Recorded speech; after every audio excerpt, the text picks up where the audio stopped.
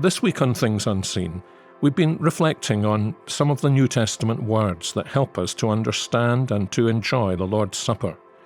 Words that help focus our minds when we come to the Lord's table. And we've thought about proclamation and benediction or blessing.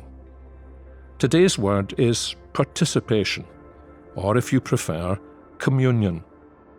You remember Paul's question to the Corinthian Christians, the cup of blessing that we bless, is it not a participation or communion in the blood of Christ? And the bread that we break, is it not a participation or communion in the body of Christ?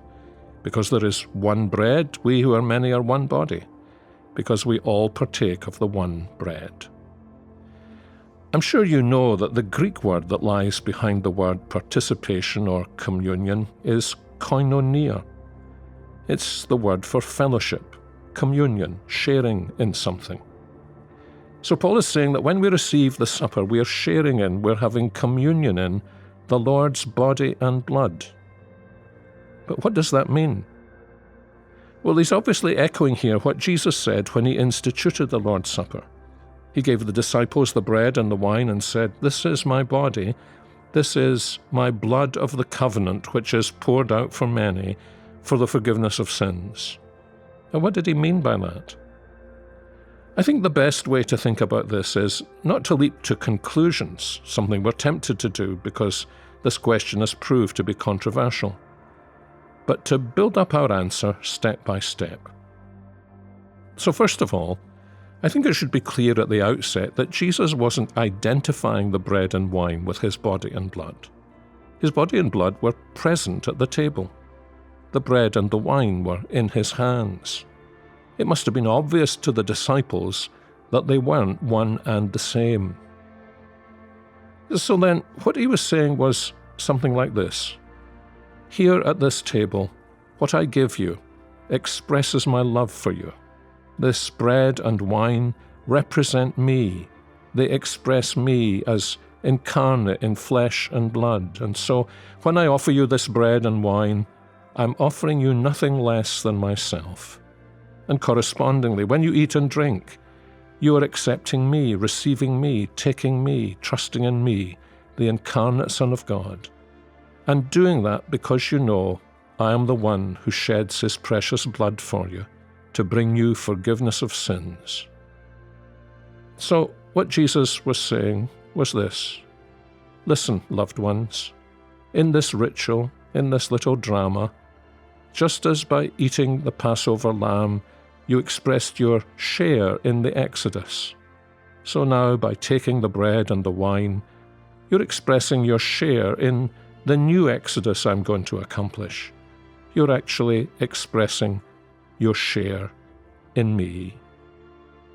In the old Passover, you took the Exodus as your own, but now in the supper, you're taking me as your own.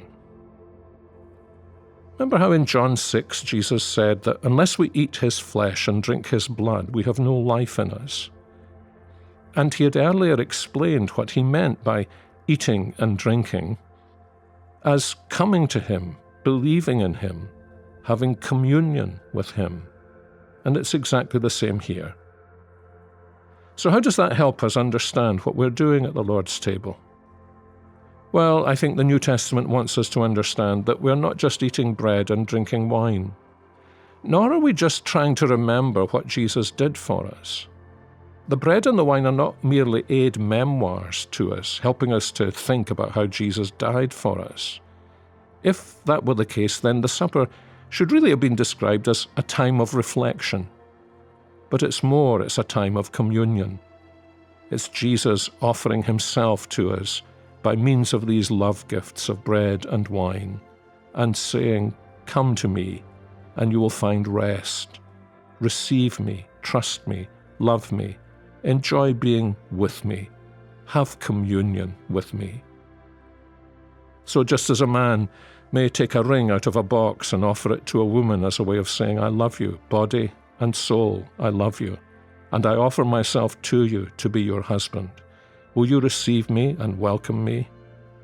In the same way, Jesus Christ meets us at the table. And when we take the bread and the wine as his engagement ring of love, then we're receiving him and having communion with him. And yes, there's even more. And we'll come to that tomorrow. And I hope you'll join us then.